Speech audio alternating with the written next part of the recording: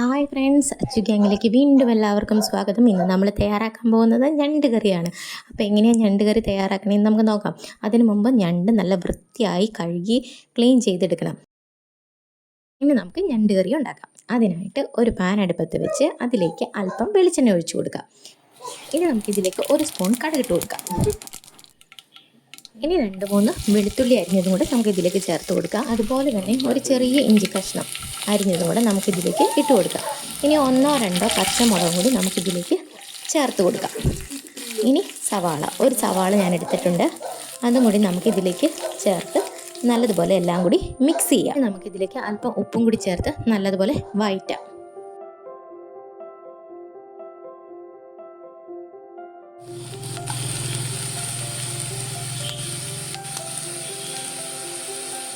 ഒരു ചെറിയ തക്കാളിയും കൂടി നമുക്കിതിലേക്ക് ആഡ് ചെയ്ത് കൊടുക്കാം. എല്ലാം കൂടി നല്ലതുപോലെ യോജിപ്പിച്ചിട്ടുണ്ട്. ഇനി നമുക്കിതിലേക്ക് മസാലകൾ ഇട്ട് കൊടുക്കാം.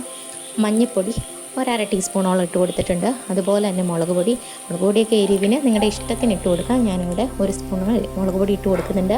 അതുപോലെ തന്നെ ഗരം മസാല ഇട്ട് കൊടുക്കുന്നുണ്ട്. ഒരു വലിയ സ്പൂണോളം മല്ലിപ്പൊടിയും അതുപോലെ തന്നെ ഒരു വലിയ സ്പൂണോളം മസാലപ്പൊടിയും കൂടി നമുക്ക് ഇതിലേക്ക് ചേർത്ത് കൊടുക്കാം. എല്ലാം കൂടി നമുക്ക് നല്ലതുപോലെ യോജിപ്പിക്കാം.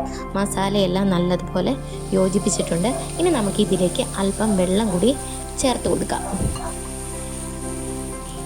ഇനി നമുക്ക് എല്ലാം കൂടി നല്ലതുപോലെ യോജിപ്പിക്കാം. മസാല എല്ലാം കൂടി നല്ലതുപോലെ കുറുകി വരുമ്പോഴേക്കും നമുക്കിതിലേക്ക് ഞണ്ടും കൂടി ഇട്ട് കൊടുക്കാം.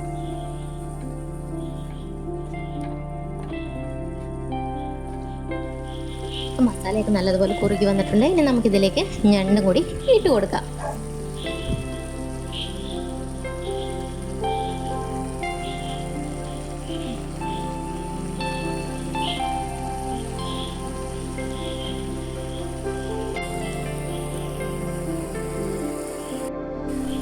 ഇനി നമുക്കിതിലേക്ക് അല്പം വെള്ളം കൂടി ചേർത്ത് ഞണ്ട് വേവിക്കാം.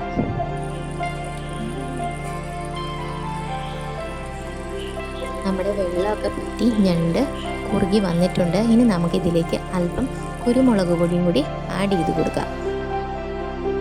അങ്ങനെ നമ്മുടെ ഈ ഞണ്ട് കറി ഇവിടെ റെഡി ആയിട്ടുണ്ട്. നിങ്ങൾക്ക് ഈ റെസിപ്പി ഇഷ്ടപ്പെടുവാണെങ്കിൽ തീർച്ചയായിട്ടും എൻ്റെ ചാനൽ ഒന്ന് സബ്സ്ക്രൈബ് ചെയ്തേക്കണേ. കൂടെ കാണുന്ന ബെല്ലൈക്കൺ കൂടി ഒന്ന് അമർത്താൻ മറക്കരുതേ.